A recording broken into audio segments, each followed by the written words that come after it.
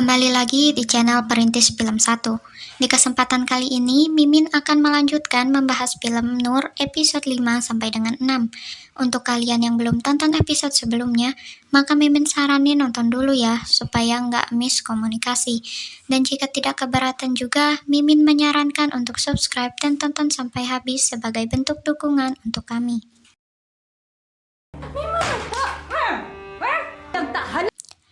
Di awal film, kita akan diperlihatkan akhir dari episode 4 kemarin, yang mana Mona memaki Nur yang ingin mengajaknya kembali pada jalan yang benar. Mona merasa jika doa-doanya tidak pernah dikabulkan, itulah sebabnya Mona tidak ingin kembali ke jalan Tuhan. Tadi Malia ada telepon siapa? Scene kemudian berpindah di kediaman Haji Muksin. Aisyah merayu ayahnya untuk terus mengambil job agar menghasilkan uang yang banyak untuk Darul Muksin. Padahal kejadian ketika syuting kemarin membuatnya merasa jika dakwah bukan sekedar dakwah, tapi semata-mata hanya untuk uang saja. Aisyah sedikit menyinggung masalah biaya operasional yayasan karena merasa Hamidi memanfaatkan dana itu untuk dirinya sendiri. Ayahnya bilang jika ia sudah tidak ada, maka Hamidilah yang mengatur dan juga bertanggung jawab tentang yayasan itu.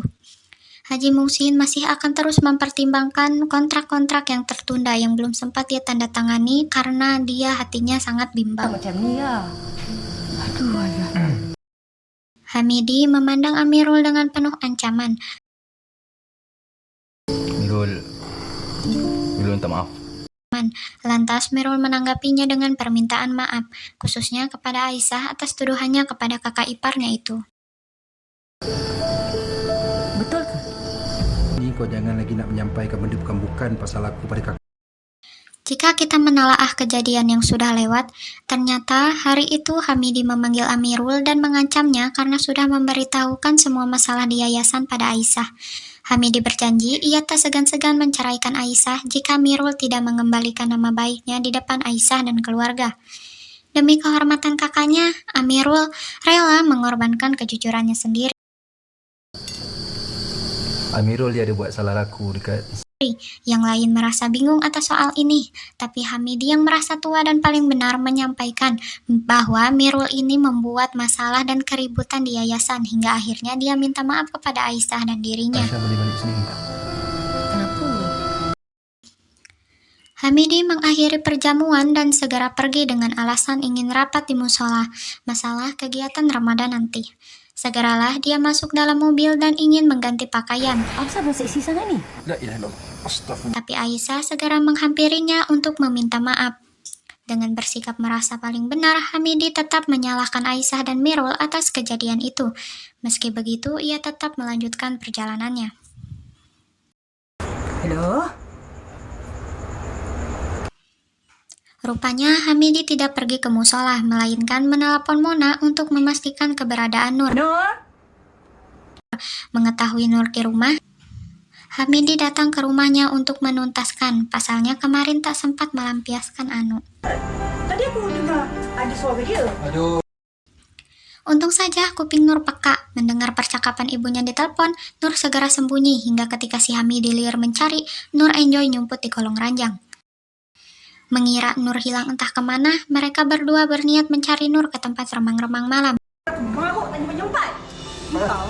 Kalau kau Dengan adanya kesempatan itu, Nur keluar dan bergegas pergi dari rumahnya. Di lain cerita, Haji Muksin sedang curhat dengan Ibu Haji, membicarakan mengapa tujuan dakwah dia tidak seperti dulu. Sekarang bukan menyebarkan kebaikan, melainkan demi uang. Dia ingin mengakhiri semuanya dan ingin kembali seperti dulu, tidak ingin mengambil job lagi. Macam mana Darul Muhsin nak hidup? Kalau abang tak sign kontrak tu, Tapi di sisi kebimbangan, Ibu Haji tetap meneguhkan agar job syuting tetap dia ambil. Meski bimbang, akhirnya kontrak itu ditandatanganinya juga.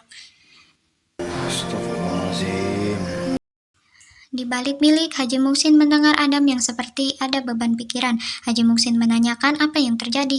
Kemudian Adam pun menceritakan bahwa wanita misterius yang dicari Adam adalah pelacur. Dan Adam berpikir dia akan berhenti menggali informasi tentangnya.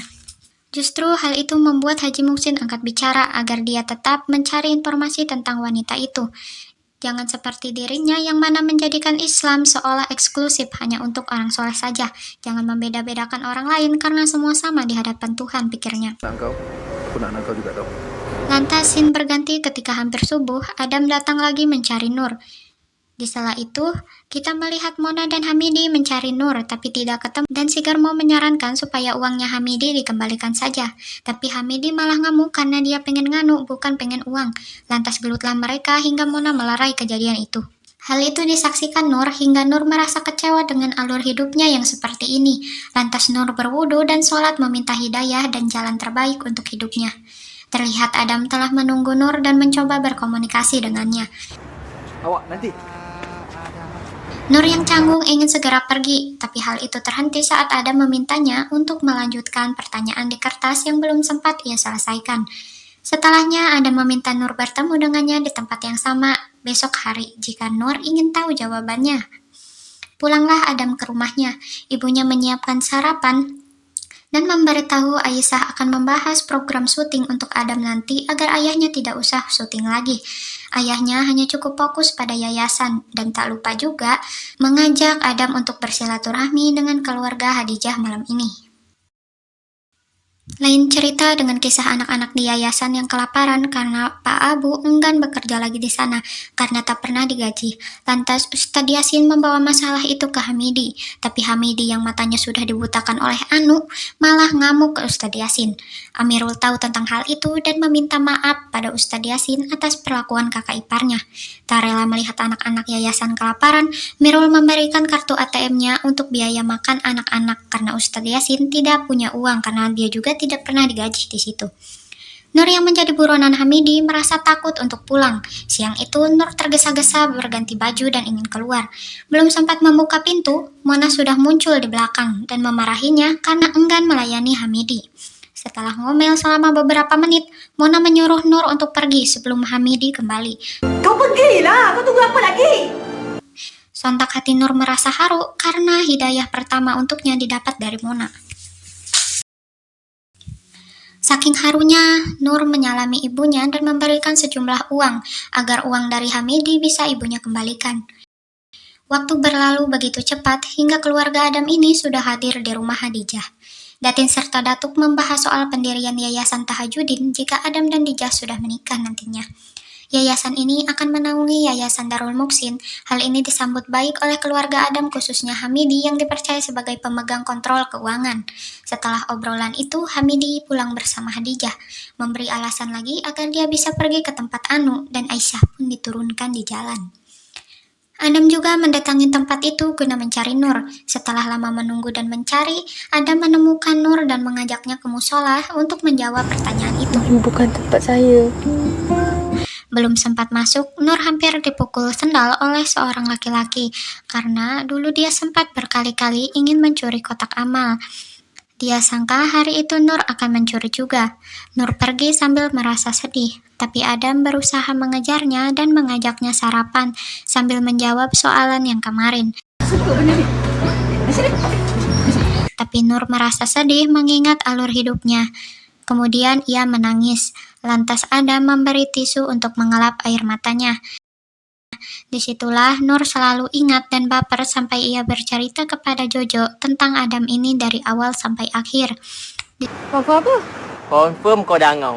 Mat, besok kalau anak bini kau tanya. Diceritakan juga Aisyah melihat luka di wajah Hamidi karena dipukuli tadi malam. Hamidi bercerita itu sebab dia adu jotos dengan anak yang mencuri sendal. Hamidi mengusulkan untuk pasang CCTV saja di musola yang didirikan ayahnya itu. Karena pintar bohong, Hamidi meminta cek kosong agar setelah terpasang CCTV itu, barulah dia tulis rincian harganya.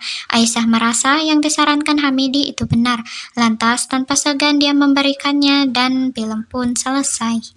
Jangan lupa tonton kelanjutannya hanya di